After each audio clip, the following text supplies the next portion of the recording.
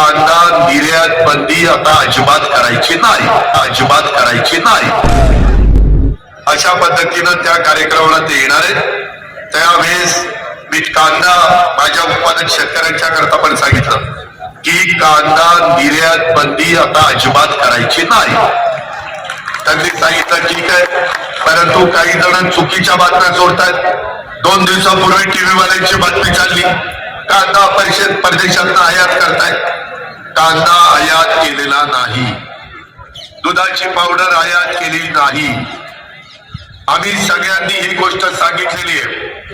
जसं शहरी भागातल्या लोकांना परवडलं पाहिजे तसं माझ्या उत्पादन करणारा शेतकरी त्यालाही परवडलं पाहिजे, त्याचाही प्रपंच चालला पाहिजे, त्यालाही 2 पैसे मिळाले तर तो त्याच्या कुटुंबाचा चांगल्या प्रकारचा विचार करेल.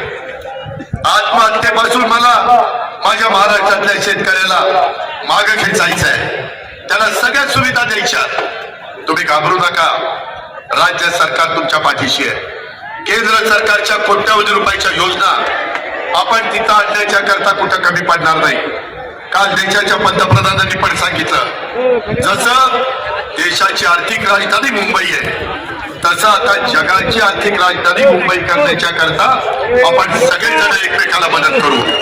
ही भूमिका पंतप्रधानांनी मांडलेली आहे. कोल्हापूरला पण एक चांगल्या प्रकारचं हॉस्पिटल, त्याचं भूमिपूजन, त्यांची बँक आहे, त्यांची इमारतीचं उद्घाटन. परंतु अमित भाई म्हणाले मी जरूर कार्यक्रमाचा मुश्रीफांचा स्वीकारेन, परंतु त्या दिवशी 10,000 झाडं लावायचा कार्यक्रम झाला पाहिजे, 10,000 रोपं तिथं लावायचा कार्यक्रम झाला पाहिजे. मगाशी कोणीतरी बोललं की बाबा शेवटी पाऊस काळ चांगला होण्याच्या करता झाडाची गरज आहे.